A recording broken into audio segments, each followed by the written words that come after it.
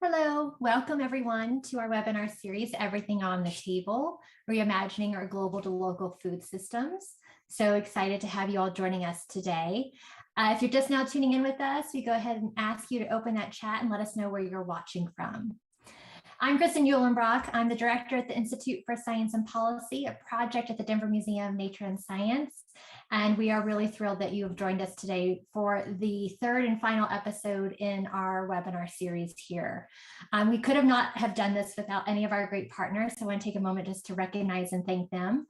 The University of Denver's Joseph Corbell School of International Studies, including the Environmental Sustainability Initiative. A huge thank you to Kristen and Colin there, as well as CSU's New Spur campus and the International Agriculture Program. A thank you to Carrie and all of her teams and colleagues who helped put this together. So as I said, this is episode 3. If you missed any of the previous 2, we do have recordings of those available on our channel, and you can go watch those. We started this series talking about food and climate and took a really big picture view.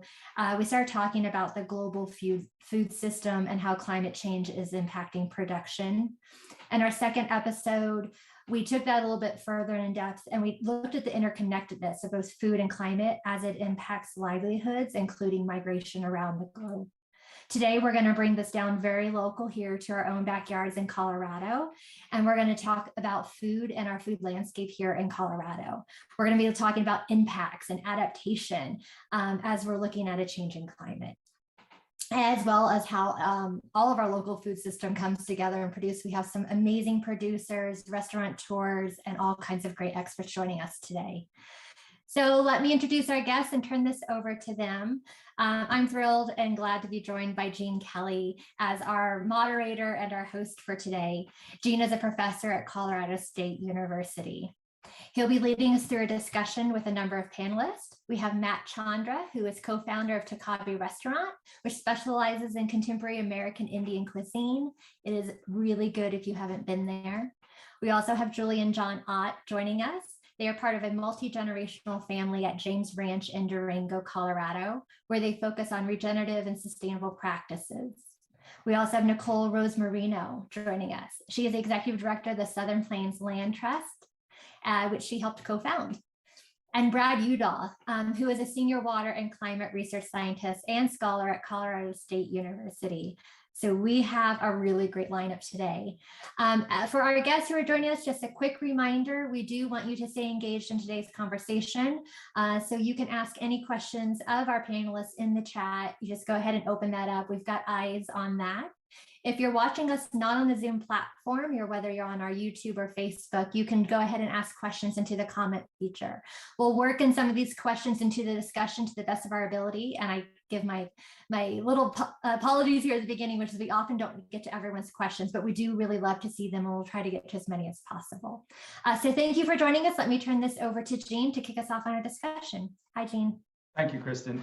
Good afternoon, everybody. I'm an honor to be here for the final panel of the fall semester. So anyway, we have a really great panel, diverse group of people. And I think Kristen did an excellent job highlighting the sorts of things that we talked about this fall, in particular the connection from local to global. And I think that's something we'll sort of address today. We have everything on the table. That's the title of the series, and so we want you to feel free to ask any questions, and we'll do our very best to get to the questions, also answer the questions, and anything we can't, we'll try to get to you at some point down the road. So anyway, we've had introductions of our distinguished panel, and so what I thought I would do is lead off with some questions just to sort of bring everybody back into their connection to Colorado agriculture and the environment. And so I think that when we start talking about these things, I want you to think more broadly about how we really do connect to the global system when we talk about what we're doing here locally. And that can be everything from the way we manage our energy, the way we manage our land, and the way we choose to use our water, which will be things I think that'll be coming to the surface today, no pun intended. Let me start off with Nicole. Nicole, tell me a bit about yourself and maybe share your connection to Colorado agriculture. Absolutely, Jean, and thanks for having me. I'm happy to share information about the Southern Plains Land Trust and how we intersect with food systems and with climate. So we create and protect a network of shortgrass prairie preserves in the Southern Great Plains. And we do this in order to protect wild nature, to give native species a secure future. And so far, we've protected about 32,000 acres, most of which we own and manage ourselves. The largest one is Heartland Ranch, which the closest town would be Lamar. Get out a map. We're way out there. And it really is a good place to be preserving shortgrass prairie. Heartland Ranch is about 25,000 acres in size, almost 40 square miles, making it larger than several national parks and even a couple countries. And what's really special about Heartland Ranch, in addition to having really high quality shortgrass prairie with varied topography and just stunning biodiversity, is that we've brought back American bison. And we've brought them back not for human consumption, but to help recover them as a species, which is really important because there are about 500,000 bison in North America, which sounds like a lot, but you got to consider that over 90% of them are actually managed as livestock, and not always with their genetics and their wildness and their ecological function in mind. And so that's where we and other managers of conservation bison herds come in. I think it's also important to talk about ecosystem services when you're talking about global food production. In our view, sustainable food systems should be paired with set-asides for nature, because nature preserves are really powerful in providing ecosystem services such as biodiversity preservation and carbon sequestration, which are both intertwined with the climate crisis. And our work also dovetails with calls for 30 by 30, protecting 30% of the Earth's marine and terrestrial ecosystems as a hedge against the extinction and climate crises. And we need to keep all of these things in mind when we're talking about human production, because that 30 by 30 is actually just an interim step to what scientists have been calling for years. Nature needs half to protect 50%, more than half or more of the Earth's ecosystems, so that life on Earth can continue, including human life. And so that's really where we fit in, is, as you mentioned, the sort of way we manage land, looking at Colorado as a whole, looking at the Great Plains as a whole.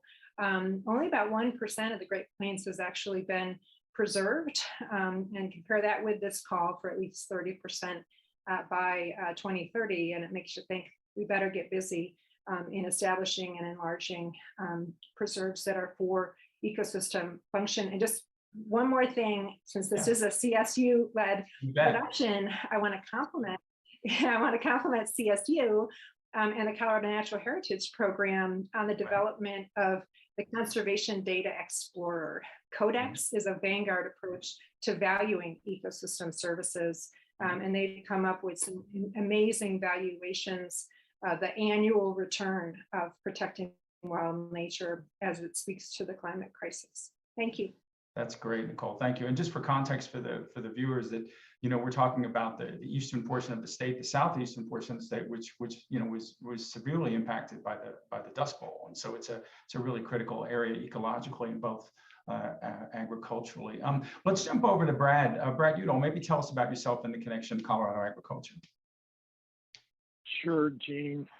So my wife jokes at my title, Senior Water and Climate Research Scientist and Scholar. She tells me only 3 of those words are really true. She says I work on water and climate. And unfortunately, I'm really senior. I've had the privilege now working at CSU since 2014, and I focus on how climate change is impacting the water resources in the American West, with a fine focus on the Colorado River. And I've authored a number of peer-reviewed publications that have looked at this current drought, which we now know is not just natural, that there's a large human component to it. In fact, about half of the 20% decline in flows in the Colorado River since 2000 are due to human impacts, due to warmer temperatures.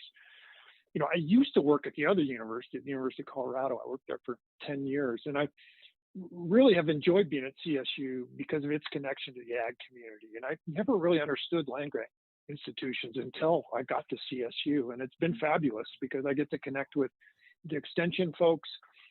I've had a deep connection with something called the USDA Climate Hub, which was started by Secretary Vilsack when he was in the Obama administration. And that hub is designed to get ag producers information about our ongoing climate changes and to make everybody smarter about how to deal with this. Nicole doesn't know this, but I actually used to run a land trust in Eagle County years ago, and I actually got some engagement with the ag community, with the ranching community during that time as well. So, and I've done climate change presentations at the farm show and done a bunch of other things with ag producers. And I'll tell you, man, they work hard. They face risks that most people don't appreciate. They have a lifestyle that they love, but a lot of them, don't take vacations. Things that most of us would sort of say, what do you mean you don't do that? They're really devoted and they work hard, and they deserve our appreciation and thanks for what they do. Great. Well, thank you, Brad, for sharing that.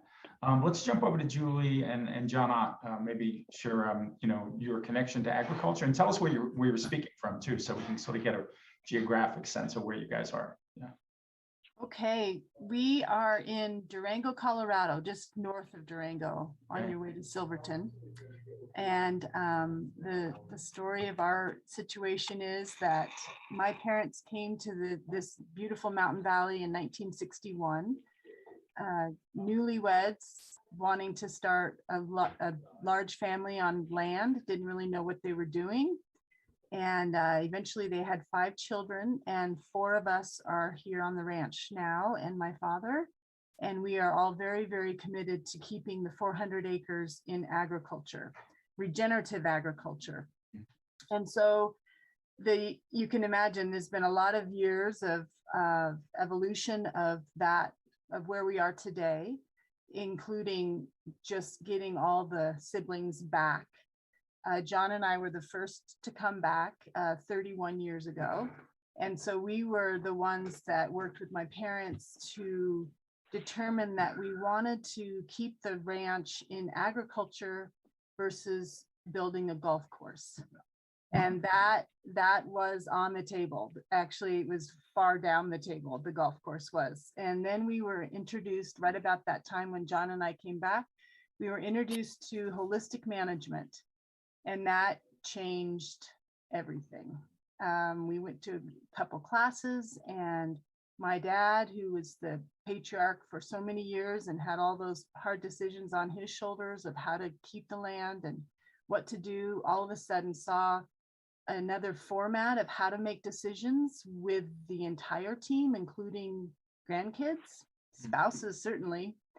And so that decision-making process is what changed everything for our family. And to this day, we have consistent family meetings, and we have a mission statement. We have a quality of life goal statement. And that is the most important part.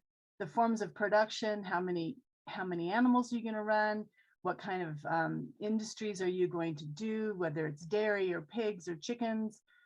That is not as important as the health of the families, the happiness of the people. And because we've learned, and we all know, that if people aren't happy, they're not doing their best. And so that is a big part of what we're doing here is relationship building and making sure that our families are functioning so that we can keep the land. So that I just wanted to point that out, because That's great. I think in these discussions, a lot of times that people part gets put to the side, and really nothing happens without it. So Brad, you have a comment. It looks like you want to say something. Oh, I was just welcoming somebody to our event that I didn't expect to see here. Oh, excellent. Okay, so John and Julie, continue. I'm sorry, I didn't mean to interrupt you. I apologize. That's okay. Did you have anything to add to that little history lesson there, John?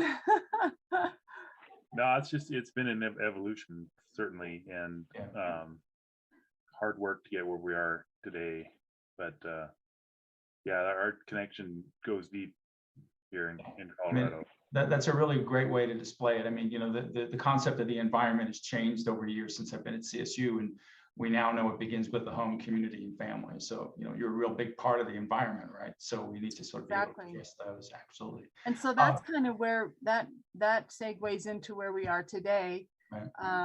In those 30 years that we've been working at this, my siblings came back with their families, and we all started making decisions about how we were going to support 5 families on this 400 acres. Wow. And that's when we started to talk about the forms of production, because we all knew we wanted to be on this property, living near each other, supporting each other. How are we going to do that? So present day, I'm just going to skip ahead. Huh? No, go ahead. Oh, okay. No, go ahead. Continue. Okay. Yeah. Present day, we have, like I said, of the 5 siblings, 4 are here. My other brother lives in Durango, so he's actually definitely a part of the big decisions that we make on the ranch. He's just not working in agricultural entity. And so we have grass-fed and finished beef. We have a pastured pork program. We have laying hens. We have a small dairy. My brother makes amazing raw milk artisan cheese, and has a herd share program for liquid milk. And then most recently, we have a tree farm. We have orchards. We have a big garden. My sister runs a garden. Then most recently, we took what we were experimenting with a food cart. 10 years ago, my sister started a little food cart just cooking burgers out of a grill that's 3x3, and it got so popular that present day we have a year-round restaurant. And the same thing with the market. We had a walled-in carport as a market where we sold our products on property. We made a big decision there that we were going to try to sell on property versus sending it to natural food stores in the Durango area or outside of the Durango area, but which meant that we had to ask the public to come to us and make a drive 10 miles out of town to come to us and buy beef and pork and cheese and eggs. And so we did that on that little carport level for probably 15 to 18 years. And 2 years ago, we made a gigantic decision that we talked about for 4 years as a family, because it was such a big decision. But we have a 3,600 square foot building now that houses our restaurant and a market. Right. And the market is what I run, and my other sister runs the grill. And so we can talk more about the market. It's definitely a big passion of mine. Okay. And I'm hoping that we can swing that into this discussion of agriculture in Colorado, because I'm seeing some very exciting things able to support our local regenerative farmers through that market. Wonderful, thank you. Let me jump down to Matt Chandra. Matt, maybe a bit about your connection to Colorado agriculture. Yeah, definitely. Hi everyone, I'm Matt Chandra. I'm the co-founder of Tocabe, an American Indian eatery. We're a fast casual restaurant located in the Denver metro area that specializes in native and indigenous cuisine. My business partner, Ben Jacobs, is an enrolled member of the Osage Nation. We've brought in his family's recipes in, along with other recipes that we've learned from elders throughout the community, nationally, locally, and regionally, and have really been able to create a cornerstone within the Native and Indigenous community to bring access to Native and Indigenous cuisine. And so we have 2 locations, plus a food truck. And recently we launched our Indigenous marketplace, which is really a centralized shopping place for people to have access to Indigenous foods and hopefully start to build their pantry and start to inform themselves and educate themselves about Indigenous ingredients and everything that they can have to offer. One of our big connections to Colorado is through the development of Indigenous food systems and creating an economic pathway for those food systems. Here in Colorado, we have Ute, Mountain Ute, and Southern Ute tribal nations here. And so, we're really working on building that connection and a pathway for their farm and ranch programs and the development of further agricultural systems within their sovereign nation, to then create, have a platform to be able to sell their goods into the restaurant and along within our marketplace. So we're really focusing on connecting Native and Indigenous food systems to every household to have access to foods that nourish communities from seed to soul, as we like to say. Oh, that's beautiful. Thank you. That's great, Matt. Thanks. Okay, so Nicole, let's go back to you. So give me a bit about some of the threats you see from climate change, or things that you're facing in terms of the your location geographically and what you're doing with the land. Yeah. Well, I'm glad you mentioned the Dust Bowl earlier, Gene. I can't believe I didn't. That's something that definitely is always on my mind. That was certainly, it should have been a hard lesson for this country on what happens when we fundamentally alter ancient grasslands. And so, the Dust Bowl was caused by both conversion of grassland to crop, and also improper livestock grazing. It really took its toll during the 1930s decadal drought. But it happened again. It happened in the 50s and the 70s, the 90s, and we're back in the drought. And so I think the key lesson is the importance of, as my rancher neighbors would say, keeping the grass the right side up, of preserving the grasslands that remain. Luckily, in the shortgrass prairie, about half remains. So we have a really good opportunity to avoid grassland conversion. And we do that as a matter of course, and we're also enrolled in the carbon market to generate carbon dollars to sequester more carbon on additional grasslands that we buy. And so really, I think the most crucial issue is preserving native ecosystems. That's what's called the natural climate solution. It's certainly come up in the meetings in Glasgow, and it's just crucial that we really preserve what's left, not only of grasslands, but forests and mangroves, and a long list of these key native ecosystems that are providing, like I was mentioning earlier, a situation securing life on Earth, including for people. So I think that's one part of it, really preserving what's left, but also restoring what's missing or what might have been degraded. And so, for instance, I mentioned bison, and I think bison are just at the crux of Great Plains grassland restoration efforts, or at least they should be, because they safeguard ancient grasslands. They mow down all manner of shrubs and trees, and really are out there every day working hard to preserve grasslands, in addition to being incredibly charismatic and important for other native species. But another example is riparian restoration. And we've had a multi-year program to bring back degraded prairie streams by planting willows and cottonwoods that should be in the system but are missing, slowing down a flashy stream system with erosion control, and also providing the best environment for beaver to come back. Because like bison on the uplands, beaver in riparian areas work really hard to really shore up the resilience of our Western waterways to climate change impacts. Right. Now, Nicole, so maybe just explain what riparian means. Maybe some people are not familiar with that term. Do you want to? Yeah, just quickly. Sure. Yeah. Sure. It really just streams. A better word for it would be stream restoration. It includes, stream banks, the water channel, and really that whole system. And it's crucial for Western wildlife. The majority of Western wildlife depend on streams in these arid and semi-arid areas in the West, and yet they only make up a small percentage, like 1% of the landscape, but they're crucial to protect. So that's just right. stream restoration. Those are those buffers along the waterways, and they call them biological buffers, right? They possess a lot of the biodiversity that we see around those little strips, So really interesting. Well, why don't we go over to water? So Brad, maybe tell us a bit about I know you have an enormous amount of work on climate change. Maybe share the sort of the potential impacts and challenges for agriculture moving ahead.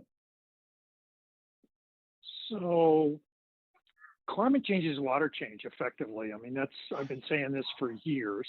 Mhm. If you warm the planet and you warm the poles at a rate that's 2 to 3 times as elsewhere, you change that equator to polar gradient, which drives our weather system. So there are areas that are going to get wetter, areas that are going to get drier. Unfortunately, this whole state is likely in an area that's going to get drier. And this current drought that we've got underway, probably we shouldn't call it a drought. It's 22 years in the Colorado River and ongoing.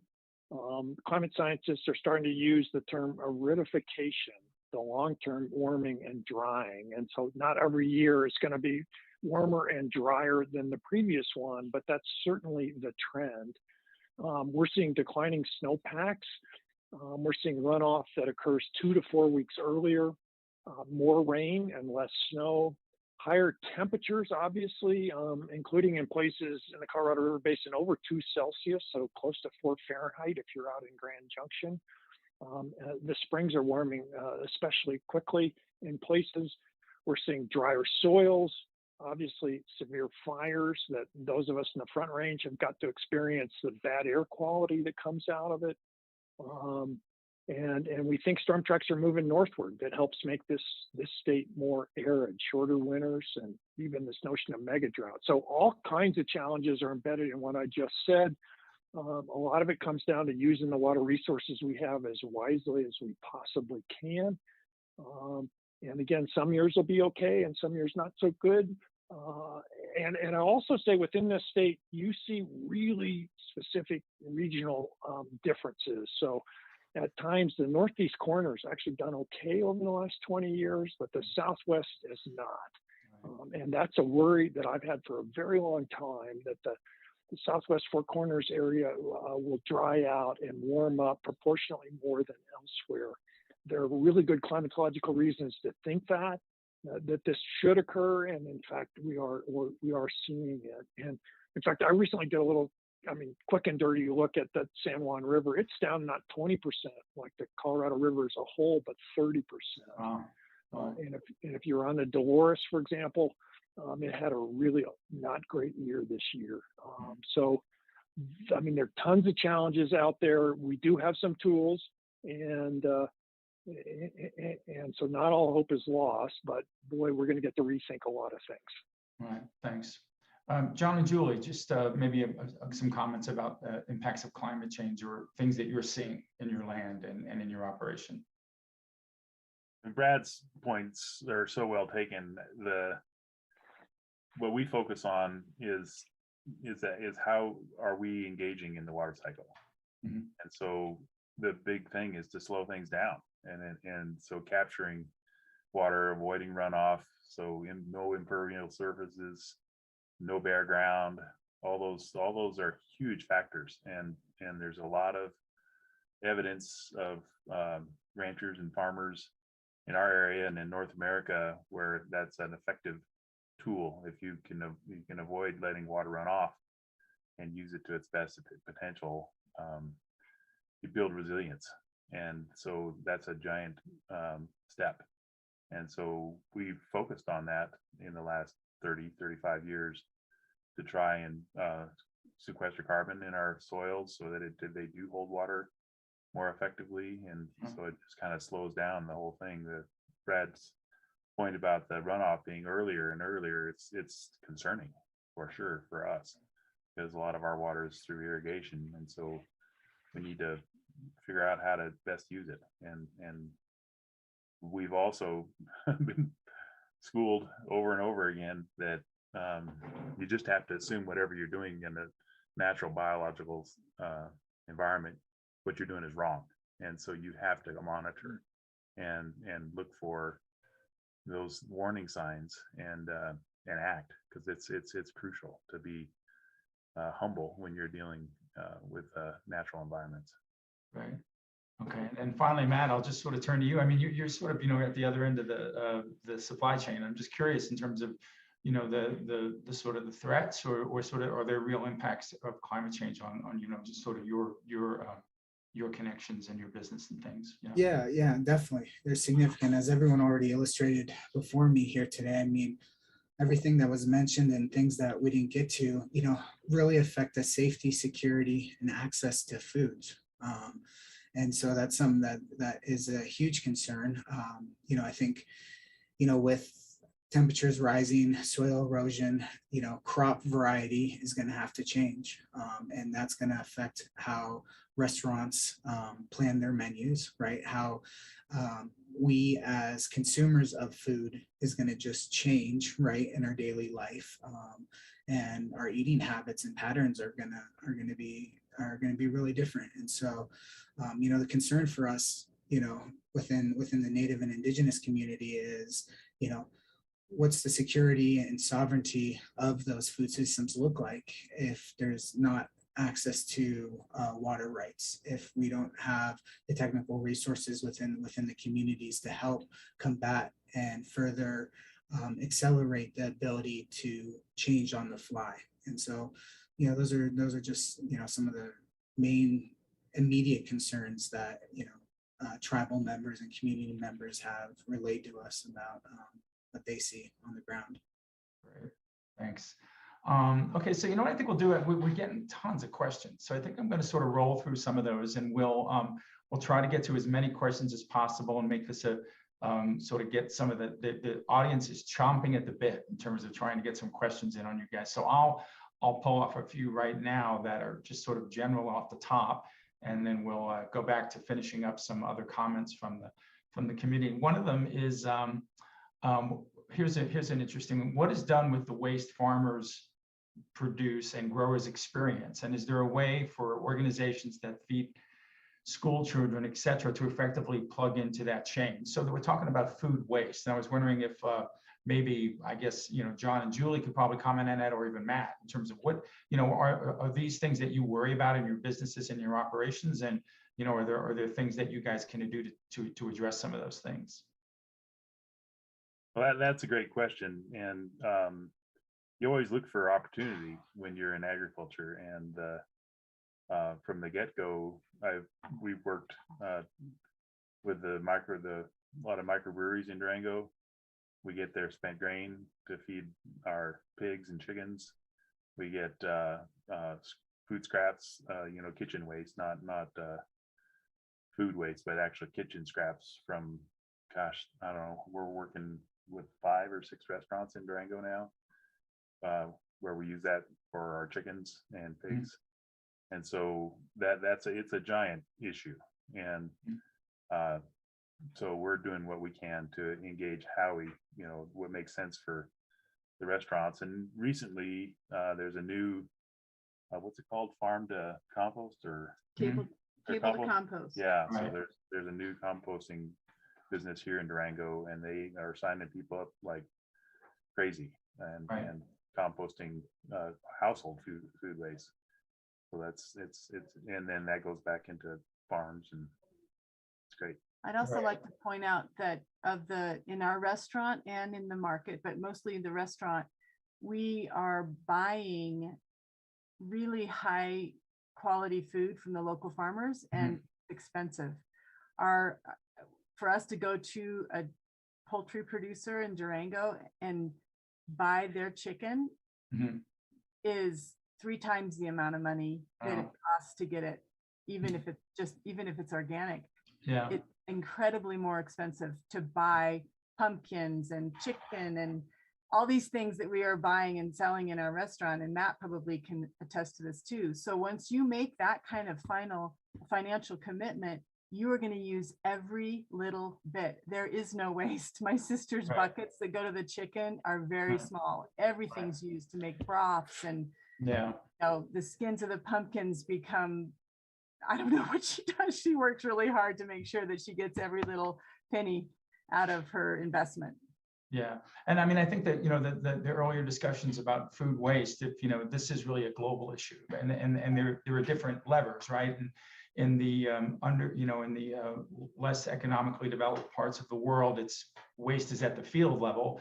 Of course, in the developing world, it's usually at the table and at the restaurant, right? So there's sort of different ends of the spectrum in terms of food waste. And there was some number of like reducing food waste by 15% could feed like 20 million people or something like that. I mean, it's sort of incredible, which would have let us produce less food if you if you think about it. Matt, what about in your shop? Like what are the sort of issues you have with waste and you have to deal with as a business person? Yeah, definitely. Specifically, waste with food, we're very conscious on making sure we order correctly is one, but which is hard. If we do foresee trying to just plan, if we do foresee maybe we're not utilizing the lettuce in a rate that we're gonna, the shelf life is gonna diminish drastically, partnering with organizations like Project Angel Heart and getting our food to them, and other food organizations that take what would be considered ugly food that couldn't be in the commercialized grocery store system, right? And then being able to distribute it to the communities that need it.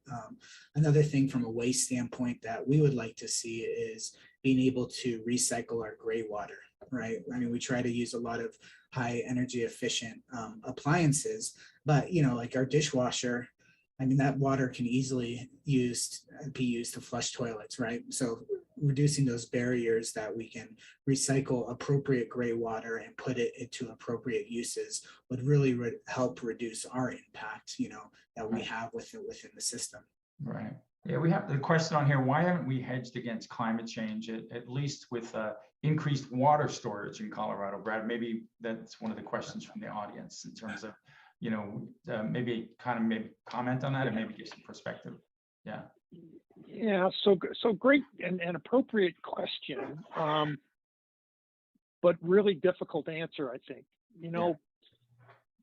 We in the 20th century basically picked a lot of great reservoir sites. We built reservoirs there, and a lot of the really good sites are gone. In so doing, we created a whole host of problems, right? Environmental problems below dams. Dams, have a whole series of issues related to them, although they also have great benefits. In a state where you've got declining material, that is to say, rain and snow coming from the sky, additional reservoirs may in fact turn out to not be very helpful at all, and they might be expensive and empty most of the time. So nowadays, most of the 21st century solutions around water talk about, new, smarter ways of using water and conservation and land-based solutions like beavers that Nicole mentioned earlier. There may be places where new reservoirs make sense, but there are a lot of reservoirs in the U.S. and a lot in Colorado. And I'll tell you, they get really controversial quickly. I've fought some of those battles. And there are negatives around them. So proving that a reservoir in the 21st century is actually going to pay for itself is a complete challenge right now because of what we see with precipitation trends here in this state. And so I'm not saying no to all reservoirs. I'm just saying they're probably more like a 20th century solution and not a 21st century solution. Right. Yeah. Well, I mean, that's a good point. And then, so Brad, and then you hear these numbers that agriculture uses 70% of the water. So what does that really mean when they say agriculture uses 70% of the water? Is that just irrigation, or what does that all mean when somebody says that number? So, I mean, so let's be really careful about use, right? Because people use that term very loosely. There are two types of water use. So one is a consumptive use of water and one is a non-consumptive use. Non-consumptive uses are typically what happens in a household. You use it and it goes back to the sewage treatment plant and ends up in the stream again. Somebody else can use it. Consumptive uses actually turn that water back into water vapor that's no longer usable. So plants use water through transpiration.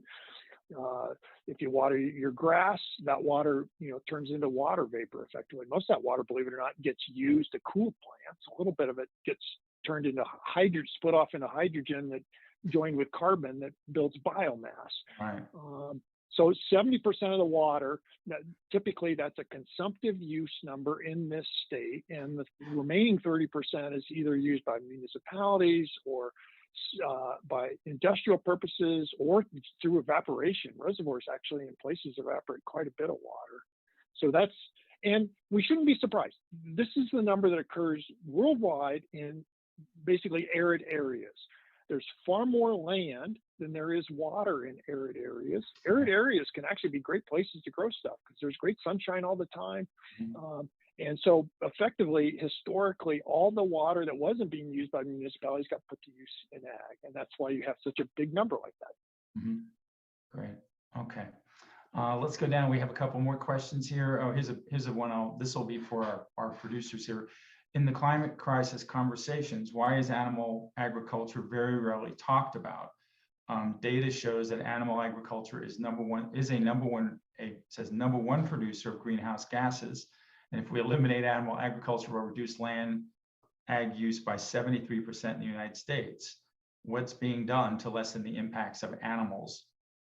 And so maybe start with Nicole. I mean, I'll start there and then we'll go across to Julie and John. So obviously, Nicole, we understand. Well, I mean, we've shared that your operation is not really about consumptive use of animals. It's more about a broader impact, but maybe you have some thoughts about that as well. Yeah. Yeah, sure. And I actually just a brief comment on food waste. When our animals pass away, their bodies go back into the system. And so through a human lens, that might seem wasteful, but it's really important for the ecosystem and just has a cascade effect for scavengers like, coyotes and swift fox and ravens and vultures, all the way down to carrion beetles. So that's really important to acknowledge that not all food waste is wasteful. But I think on the issue of animal agriculture and its contributions to greenhouse gas emissions, I think one way to look at this is by really being mindful of our impacts as an operation. And so through our enrollment in the Climate Action Reserve's grassland protocol, we actually pay for our own carbon footprint, i.e. the methane emission of those bison, before we are able to participate in that market at all. And I would love to see a model where animal ag producers and all, producers of, whether it's produce or whether it's animal products, really do integrate the footprint into our own, budgets, so we can make sure that we are actually moving the needle forward on climate change. It's going to take all hands on deck.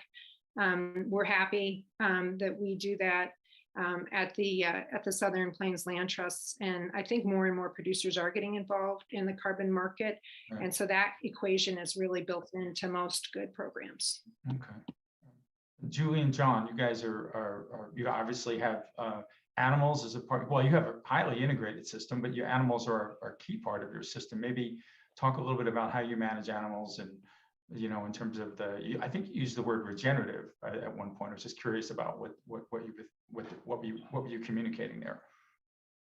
Yeah. Well, it's a huge topic, and we've chosen to be involved in animal agriculture in a way that we're regenerating the soil. We're reversing climate change with our practices.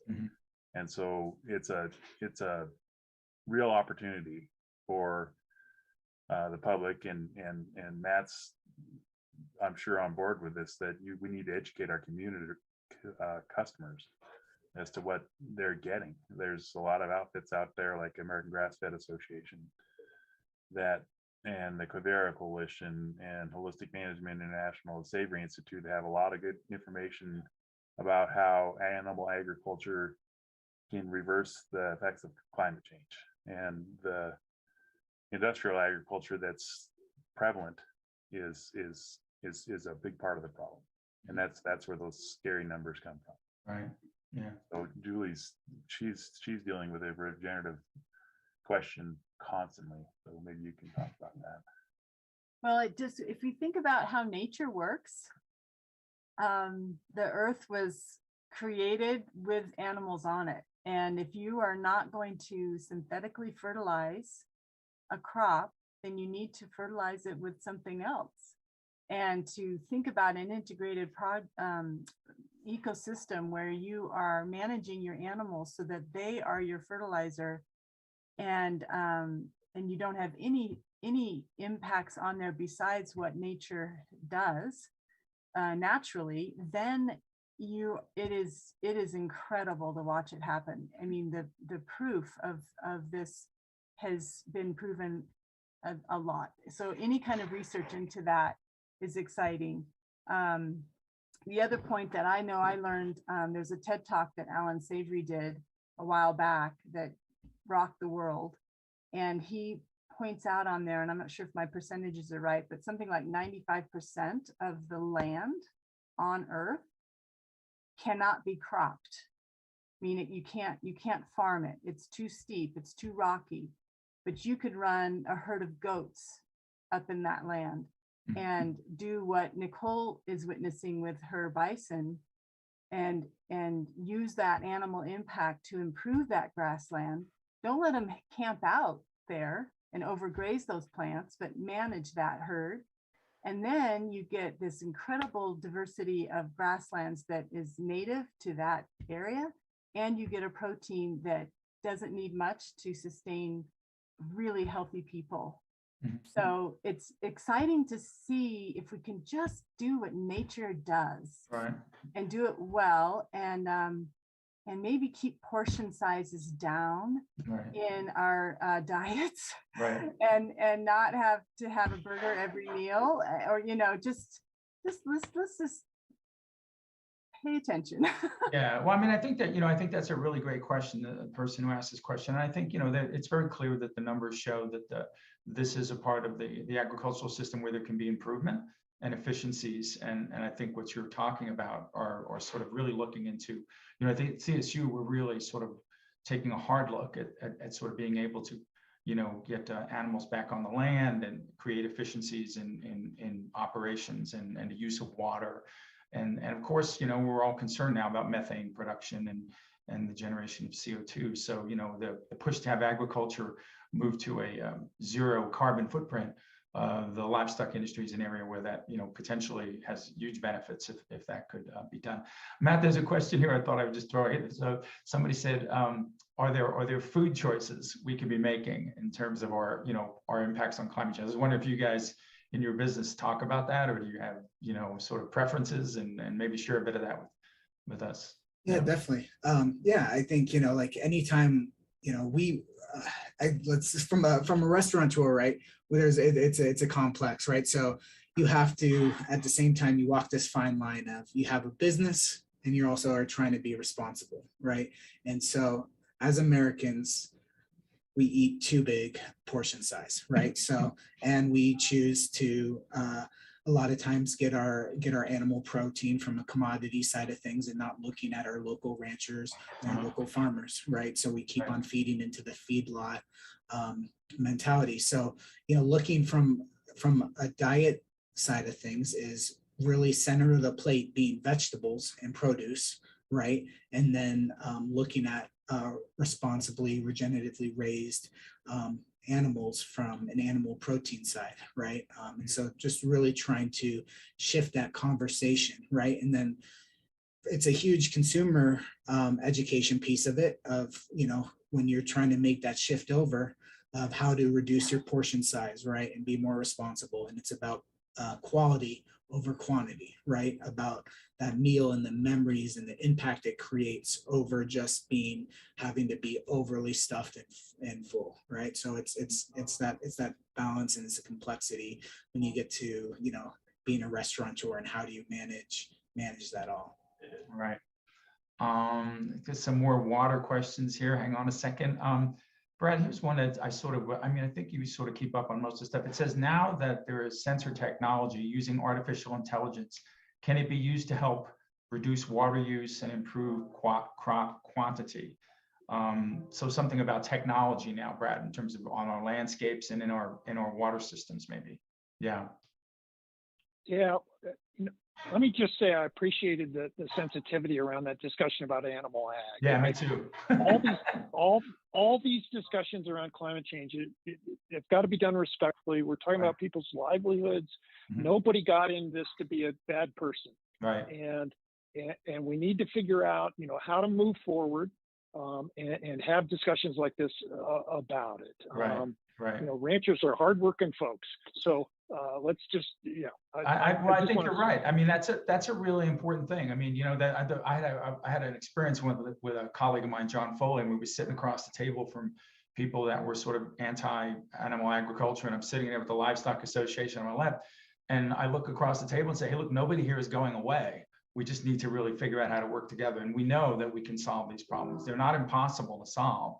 And so I think you're right. I think being sensitive to the needs of everybody, we're all working at this together. And I think that's kind of what's great about agriculture, is that everybody's at the table, and everybody from Matt to Nicole, we're all trying to contribute to a sustainable, resilient system. And it's challenging now. So, you know, right with this thing about technology, I mean, with the efficiencies and stuff, what do you see coming down the road? I mean, what are the kinds of things you could envision? Yeah. So there's cool technology out there. Some of it's really expensive. I'll say that. There are lots of ways that save water, at least apparently save water, that may not save water.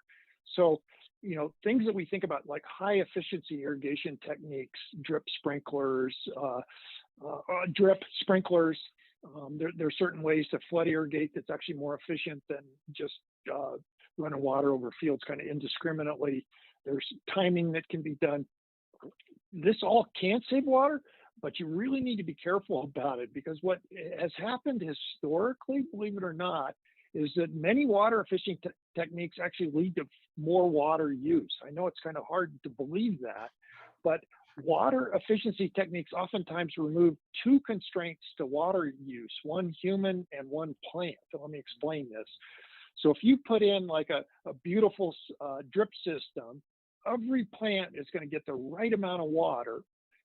Whereas, you know, in an old flood irrigation system, you probably overwater the top end of your field and underwater, so the plants aren't completely happy. So you got an efficiency there that allows for greater water use under the new technology.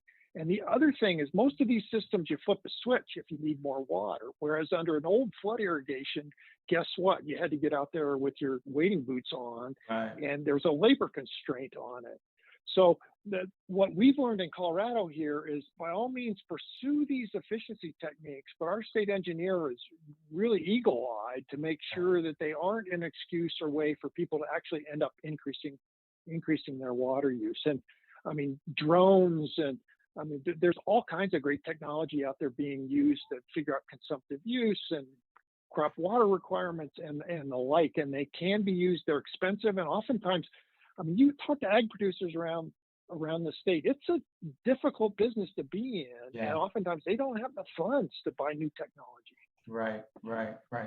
Let me cross over to Nicole. Nicole, you know, we're sort of talking about water, and I think perhaps your perspective on water is a little different. I mean, you're managing natural lands and you have animals, and maybe you can share a bit about, you know, how you sort of manage your water, the green water that's in the soil and stuff like that. Maybe share a bit about, you know, how maybe you can adjust or you can't, or what are the challenges in adjusting your operation to, you know, for these, you know, the certification of our planet.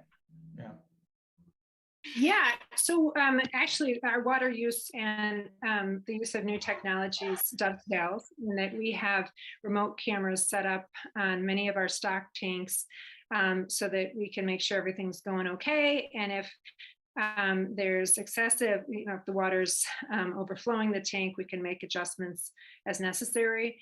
So we certainly do that. And it also has the added benefit of we don't have to drive out to check on the tank as often. So we reduce our fossil fuel use, and we also reduce the disturbance to wildlife. We have elk coming back on our preserve. You know, elk were a grassland animal. They were pretty much hunted out in the early 1900s and fled to the forest, but they really do belong on the Great Plains. And they're the one species where if we limit our travel to a certain area of Heartland Ranch in particular, which is again almost 40 square miles, you know, it's really good to make sure there are pockets of it where there's low human disturbance, so those elk have that sanctuary and can bounce back. Right. But on the bigger picture of water on our property, I would say that, as we work to expand Heartland Ranch to 43,000 acres in the next year or two, it will include 57 stream miles. Wow. That flow to the Arkansas River. And the Arkansas River is the largest watershed by area in the state. And so we can really have a meaningful impact on watershed health just through improved stream restoration activities. I think collectively across that much area, we can really be making a difference for wildlife, for the river itself, and for downstream users. Yeah, and the water question in soil is always the big thing, right? Because if there was a number like if you took all the land area and you squeezed all the water out of it, there'd be enough water. There'd be more water flowing out of that than all the streams in the world. So there are these connections about this green water that is in the land, but we know that that's changing. That's really sort of shifting over long periods of time. John and Julie, go ahead, Nicole. I'm sorry. Yeah. Sorry, I totally want to hear what Julie and John have to say about this, but I will add. I will add just that the other piece of that you reminded me of, Gene, is that when you look at how the streams are doing, the first place to analyze is really upland, what's happening above the stream. Right. And so with our very light stocking rates of bison and our mindful approach of making sure those upland grassland communities come back, we're really doing the lion's share of the work to help that stream recharge and recover with herbaceous vegetation on the stream banks, as well as those tree plantings I mentioned and erosion control I mentioned before. Right, and John and Julie, I was going to sort of go to you. I mean, I know you live up in the hills, and the water issues there are different than what we're seeing probably in the Colorado River Basin, where Brad's been working and where Nicole is. But what about temperatures? Are you seeing any differences? And and anything that you're sort of aware of is in terms of growing season days or things like that, or if there are things in terms of water that that you're really concerned about in terms of maybe not quantity but quality of water. Yeah. Well, that's a great question, Gene. We are seeing, it definitely is warming. I grew up. I'm a native to Mancos actually, and Julie's tapped into a young farmer network over there that are just so resilient and work so hard and are figuring out how to manage. They're not so much meat producers as vegetable producers, and so they're figuring out different varieties, different irrigation techniques, cover crops, ground cover, and all the pieces so that they adapt. And right. So we have just an amazing young group of farmers around here that are figuring all that out. And I know the Ute Mountain Utes with their they're in a really tough spot down there with their irrigation. Now they have the McPhee Dam, so it's a lot of their land now is under irrigation that wasn't before, and they're figuring out how to be more effective with their irrigation. And there's big questions about water quality. That are a whole other subject, but it's really encouraging to me to see how farmers adapt to temperature and water availability.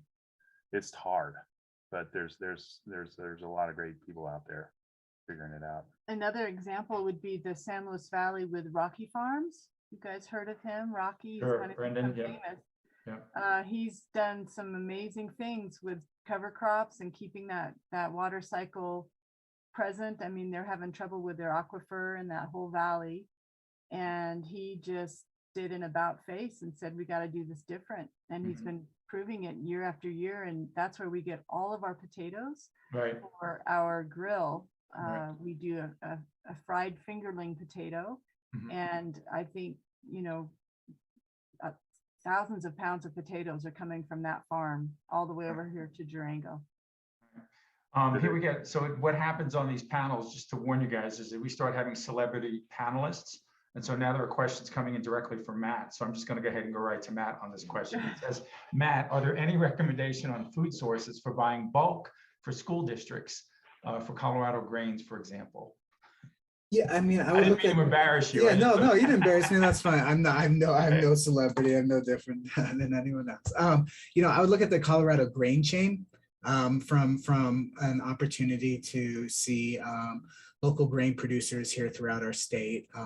It's basically a coalition group that you can tap into the system and look at all the different producers there and seeing. The hard thing with sometimes school systems is schools want to take products in from local farmers, but there's regulations and red tapes that just create barriers where it becomes problematic. But there's a lot of farmers, a lot of ranchers that would love to get their products into our school systems.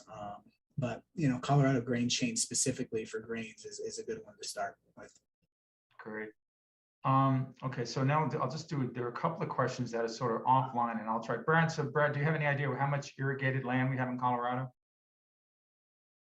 It's almost all of Colorado, with the exception of part of the Great Plains way east, right? There's dryland farming, Yeah. but almost everything everywhere else is irrigated, and it's just the nature of the aridity in this state. Yeah, and so I just pulled some numbers up. So just for that individual, so that a total of Colorado of about 67 million acres for the state, and 33 million of that is for agriculture.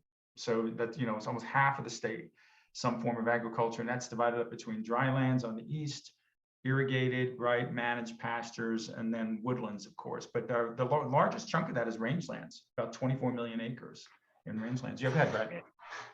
Well, I guess what I should say, I mean, your figures point out just how much dry land there is. Yeah. The valuable ag, in terms of dollar receipts, comes out of the irrigated portion of the state. It doesn't come from the dry land portion, just because those returns are much less because of the water. People do make living on them, but you're farming vast, dry land winter wheat stuff. Right, and again, the issue gets back to the land that's feeding livestock, right? They're growing corn and all sorts, and alfalfa hay, and so there's an enormous amount of interest in that in terms of the overall land use in Colorado. Let me go back to a couple of other questions in terms of if we get more specific now. Let's go back to Nicole. I mean, some of the stuff that you're having to worry about is this carbon stuff. I mean, you've mentioned that several times. Tell me what what are you doing in your operation to sort of maybe explain to everybody, what you're trying to do, and then maybe what you're able to do based under, your constraints, and what are the needs you have in that area? Yeah, so we are creating shortgrass prairie preserves and prohibiting cultivation permanently on our preserves. We partner with Colorado Open Lands, who holds a conservation easement that is highly restrictive and includes a restriction on cultivation. We at the Southern Plains Land Trust own and manage the land also in perpetuity. So it's a sort of belt and suspenders approach to shortgrass prairie preservation. But what that prohibition on cultivation allows us to do is enroll in the carbon market, and specifically avoided grassland conversion, that we make this pledge that's enforceable by that conservation easement, as well as contracts with the Climate Action Reserve, that we will never plow that ground. And that is really important for avoiding the potential emissions of these native grasslands if they were ever plowed up. So it's called an avoided conversion protocol. And again, that natural climate solution of just preserving the existing natural environment or habitat in order to avoid more emissions. But what we are doing is building on that in a couple ways.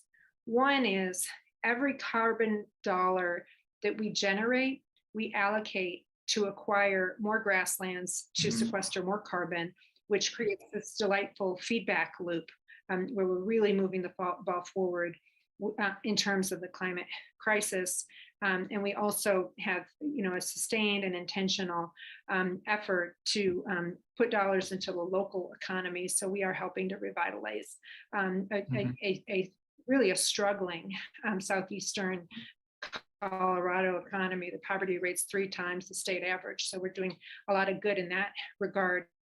But in terms of the carbon, I think it's important to have the yin and the yang, to both avoid making the situation worse and trying to make the situation better. And Right. so by avoiding any current or future plowing of that grassland, we're avoiding making the situation worse by emitting the carbon that's being sequestered by these grasslands, which is not insignificant. It's about 15,000 tons per year. But we're also trying to make the situation better through the ecological restoration approaches that I mentioned earlier. And I think especially promising this idea of the streamside restoration, which may be creating these mini carbon banks all along those dozens of miles of streams. So I think climate change efforts really need to have that dual approach of reducing carbon emissions, but also avoiding future carbon emissions. Right. John and Julie, some of the challenges, with your operation in terms of, what are the things what are your needs now, and what do you see as some of the challenges to meeting those needs? And in terms of either you have the production end of things, you also have the commercial end of things in terms of your restaurant and your food store. And so I was just wondering, what are some of the major challenges you're seeing, and in terms of anything with agriculture, what the climate change, or even the economic struggles we have, or transportation, or what? Well, it's interesting. This last couple of years, it was very amazing timing to have our building done in the fall of 2019, in time for this pandemic to strike us, and we were the safe place to come and get good food in the area. And so we've always, since the new building's been built, we are kind of an oasis of people who know they can come and trust us to provide them with good quality meat and vegetables and all. But so that's been a strain on the production end of things, because we can't keep producing this. We need to get more tons of beef per acre figured out on our ranch, and then look outside of our ranch to other producers. And so we're partnering with other ranchers in the area. There's a program through the Savory Institute where they have an ecological outcome verification. And so we're going to them because they are coming up with a real certification that means something, where you're improving ecology. And so we're working with them and their for-profit ranching side to supply more beef for us. Right. Julie's into things with her market. You tell them what you've done. It's amazing. Well, I did want to piggyback on what John was saying, that from our little farm and ranch perspective, production has been stressed hard. The restaurant has gotten pretty popular, and so my brother, who makes the cheese for the burgers, is strapped. We're working really hard to keep up, because we're not going to get somebody else's cheese for that. It's a James Ranch burger with James Ranch beef and James Ranch cheese, and so we're having to. That's a good challenge to have, but when you're working with living systems, you don't just go somewhere and buy more cheese. It's a 2-year-old animal that it has to be old enough to be milked significantly, and then that cheese has to age at least 3 months to have it be a raw milk cheese legally to sell to the public. So you're looking way ahead at production, and the beef business as well. Those animals have to be 2 years old. They dry age for 21 days. So that's a complication of just production. But like I said, we're grateful to have that challenge. But And because of that challenge, I have put my antennas out in a big way of how can I support other people in our community that are regeneratively growing food, animals or plant-based, whatever. And I would say right now in our market, 9 entities from the James Ranch are represented, even to the point where I have a nephew who's an amazing wood turner. So we don't just carry food, we also have local artisans involved. And so my nephew who makes beautiful wood bowls, he's there. So I'm counting him as one of my 9 from the James Ranch. I have 51, and I'm going to increase that in the next couple of days, probably to 53 other local ranchers, regenerative food producers in our community. That doesn't include the food co-op that I work with, Valley Roots. Matt probably knows Valley Roots out of the San Luis Valley, and our other local food hub, Southwest Food Co-op. They represent other farmers, and I buy through them. And so I'm not even counting those farmers. So there's something extremely exciting happening. And I believe it's going to be, worldwide, because we have to scale down our food production to our local communities and support those families on the land and do it right, so that we can use every little square foot to its highest and best potential. And it's happening. It's really exciting. Right. Yeah. And I think the thing we haven't really talked about yet, but I'll just sort of bring it up a little bit because it's in the chat.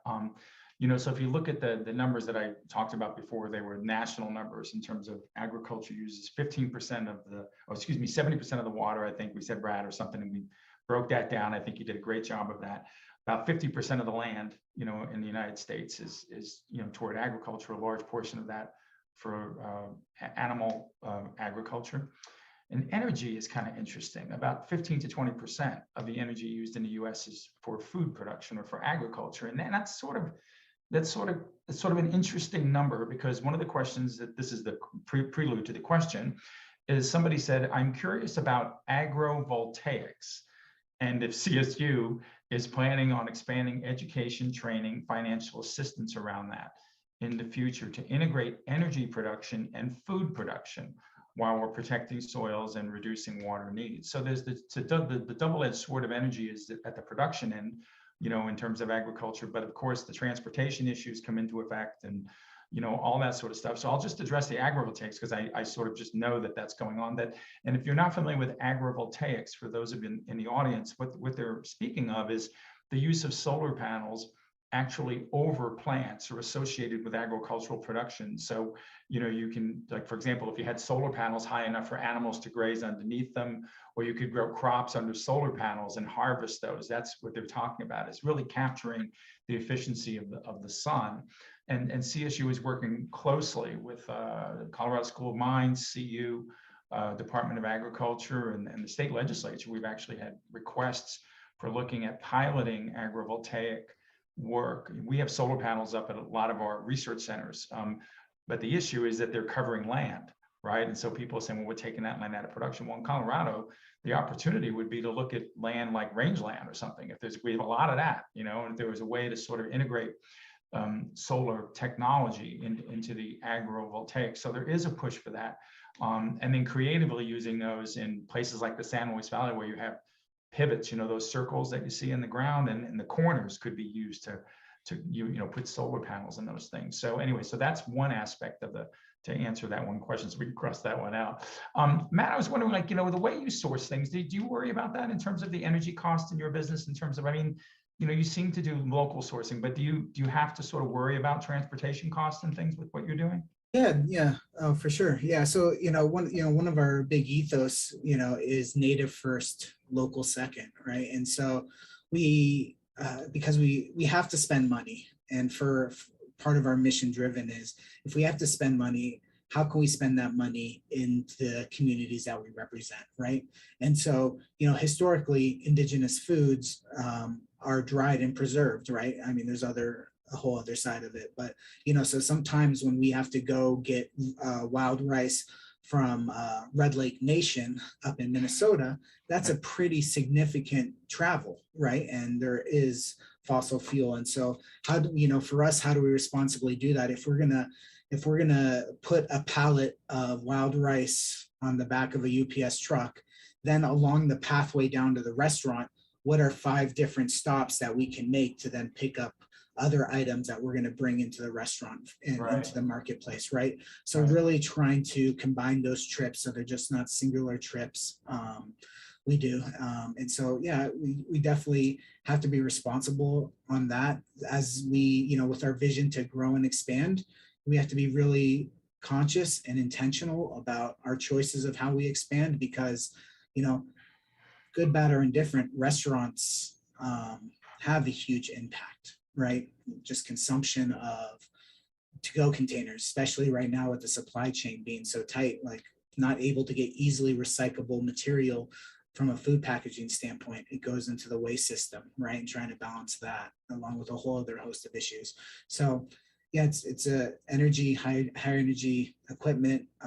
Yeah, there's, you know, a lot of things that we have to contemplate day in and day out of growing, and how do we do it in a way that allows us to thrive, but also is conscious and responsible on the impact that we do have on a day in and day out basis. Great. Let's circle back to the group. I want to run over you guys. Just sort of, you know, we're getting close to the end here. One of the things that, you know, we sort of have to worry about, you know, is this sort of getting too negative about everything. I think, you know, everybody here is very interested in sort of making things work and trying to sort of, you know, we're for the most part, Brad and I are public servants, right? And we sort of really want the state of Colorado to be, you know, a model for you know, agricultural systems and sustainable water use and energy and all that. Maybe I'll start with Brad. Brad, what in a sense, you've been doing this for a while, and I mean, I watched you in 60 Minutes, and that was pretty scary, the stuff you were talking about. I mean, is there any optimism, or can you have any optimism for the future? Is there anything you can really think about that sort of would give you sense, you know, that there's some optimistic things we could be looking towards in addressing these real challenges we have? Yeah.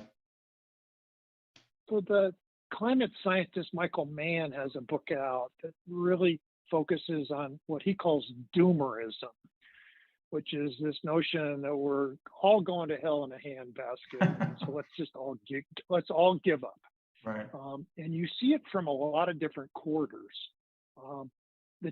Folks, the chips are down. I will not argue that. I mean, This is a challenge the likes of humanity has never seen. Yeah. But there are really good people working on this.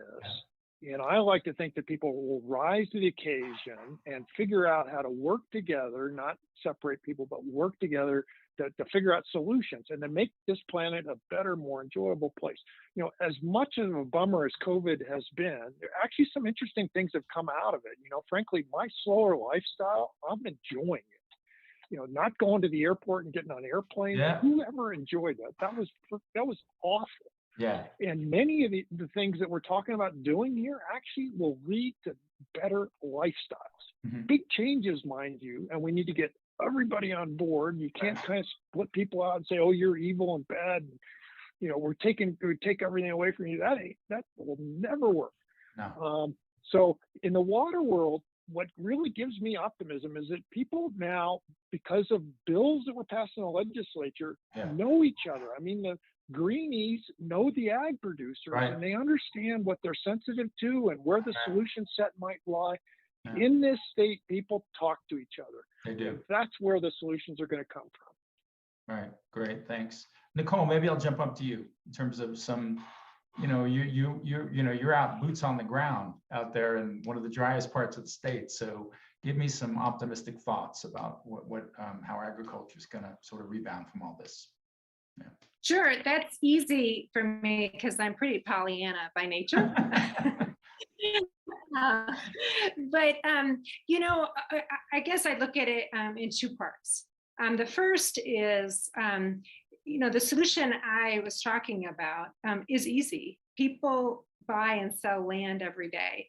So why not buy and protect, you know, 50% or more of the Earth's ecosystems for life-giving ecosystem services. Yeah.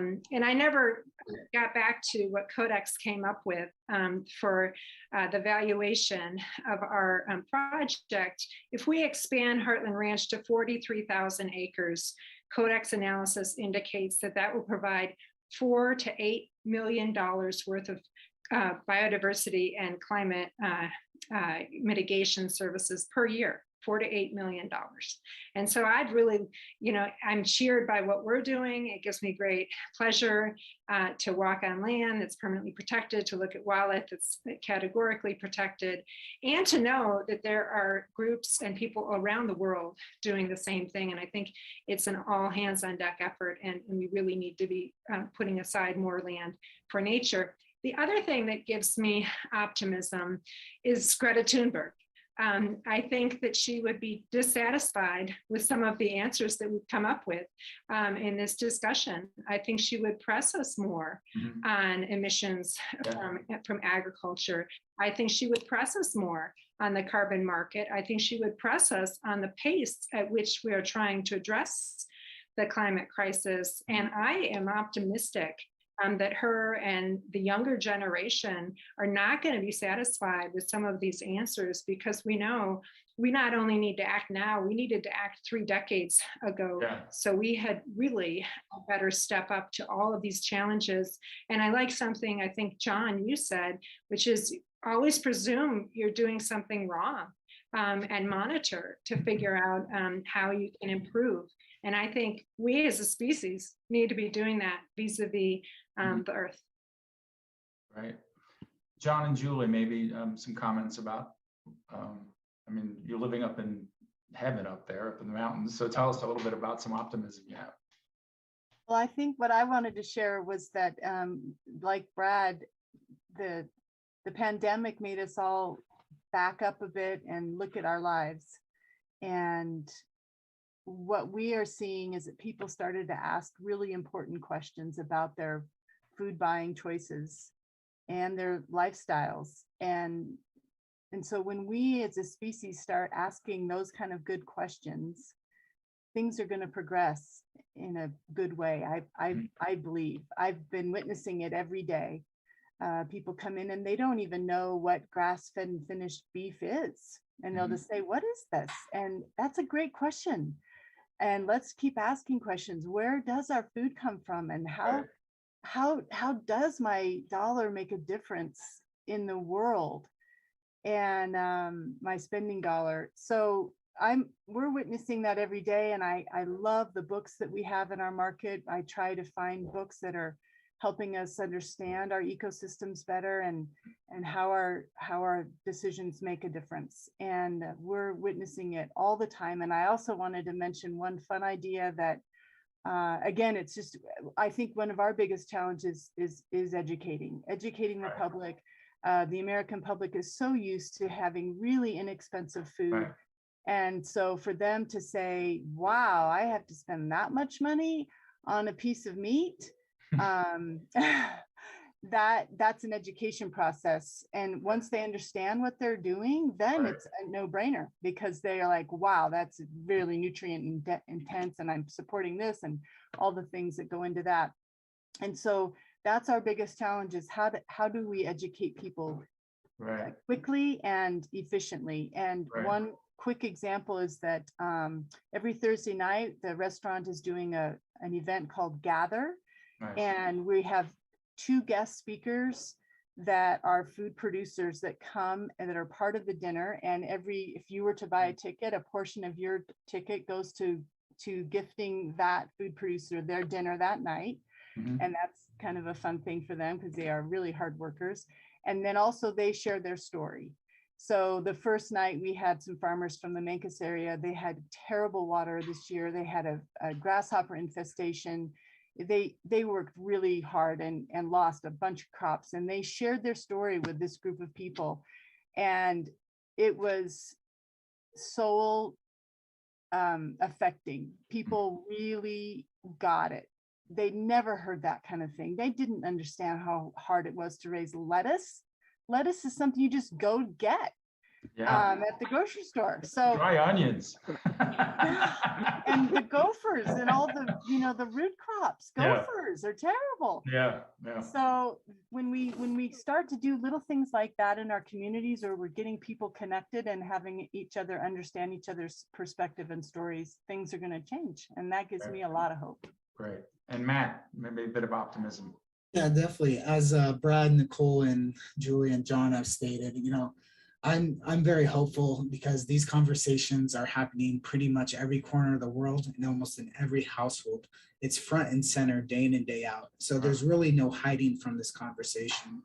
And there's young and brilliant and creative minds out there that are finding these solutions to negate all the arguments against why renewable technologies are efficient, or they're going to just kill labor, or all these other arguments that get posed on why we shouldn't adopt this technology. And so I'm very hopeful for all those brilliant minds in generations today and the ones that come behind us. I'm also really hopeful that the restaurant industry is seeing how big of an impact they have on multiple different systems, whether it's food systems, whether it's energy systems, and everything in between. And for restaurants to survive and for them to continue to have customers coming, the customers more informed day in and day out, there's going to have to be a fundamental switch, and you're starting to see that across the board. And so, it's a journey, but those changes are happening today and they're going to continue to happen. That's great. Yeah. Well, I mean, this is kind of the questions we're getting now. How do we better educate individuals about the stuff covered in the webinar? How do we overcome differences in perspectives? Consumers, how do we better provide dialogue between rural and urban communities? And I think that's sort of the essence of what we're doing. We're down here, we're getting these great universities together, these great state and government agencies to work together down in Denver at the Spur campus and other places, and having these conversations, at restaurants and at public settings is where it really needs. We have to dispel the myths and only put facts out. We want people to have the very best science driving policy. And we've got about 30, one more thing I want to finish up on, Kristen, before you take over, is that, a lot of the things I'm asked about, like in terms of, well, what would CSU like to see? Well, we really believe that, research is really important, and we need to keep doing the very best research and getting the very best science behind policy. We need to be able to, expand our conservation programs and make it easier for stakeholders to get involved and access to those. We need to, create safety nets, not only for our producers, but for people. Nobody should go to bed hungry. And and then zero net carbon emissions in terms of doing that. Those are simple things, simple but important things that we should be doing. So anyway, everybody, great job today. One more thing, Kristen, before I get started, let's give a plug. Matt, your restaurants, where are they located? Quickly, tell us where they are. Yeah, we have two restaurants located. The first one's in North Denver on 44th and Lowell. The second one's down in Greenwood Village, basically Arapahoe and Greenwood Plaza Boulevard. We have our food truck, and you can always find us 24 hours on the web at tocabe.com and shoptocabe.com for our marketplace. John and Julie, quick plug. Where are you located? People come up and visit you. Yeah. We're in the southwest corner of the state, Durango, Colorado, 10 miles north. Okay, great. Nicole, you're down in southeastern Colorado, right? Your place to visit so people can come visit the reserves. Yeah, people can get in touch with us through southernplains.org. We're in Southeast Colorado. We're in the process right now of expanding our Heartland Ranch Nature Preserve to 70 square miles, and anybody can be a part of that. Right, Brad, you and I are in the same crib. We're come see us up at CSU or anywhere around the state. So I'll turn it over to Kristen. Thanks.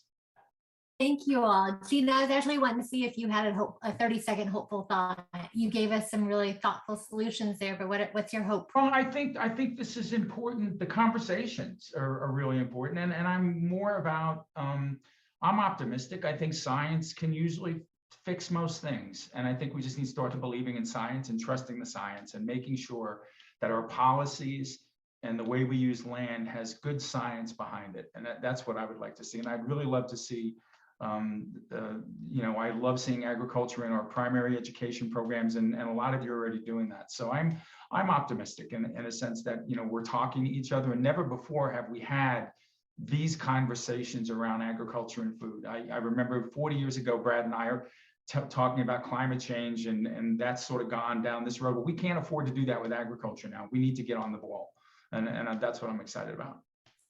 Thank you. Thank you to all of our panels. This was a great conversation. And I love this idea of gathering, that's an actual event is something that we do, because food really is that common factor that can bring people together and can really be that entree point into having those conversations and connecting. Right. So a huge thank you to all of you for joining us today in our third and final webinar in this series. It really was impactful. It brought it home. I thoroughly enjoyed all of your points and conversation. Gene, you have one more comment. Yeah, Kirsten, thanks for doing this. I'm glad the museum is taking this stuff on, and we all want to help. So let us know when you need things and we can do more of these. Okay. Oh, we will. This is just the start, hopefully. So, and thank you to our audience for joining in today. Huge thank you to our partners at both DU, the Joseph Corbell School, and as well as CSU, both represented here today, as well as the International Agriculture Program. Nicole dropped some links in there. We saw a ton of great resources come through the chat. Our speakers gave us some great resources. We're going to send those out in an email to all of you. And feel free, of course, to pass those along to others that you found that you think would find this interesting, including the link to this recording. So thank you all. Take care, stay safe and healthy, and we hope that you continue the conversation as well. Okay, thanks everybody. Bye.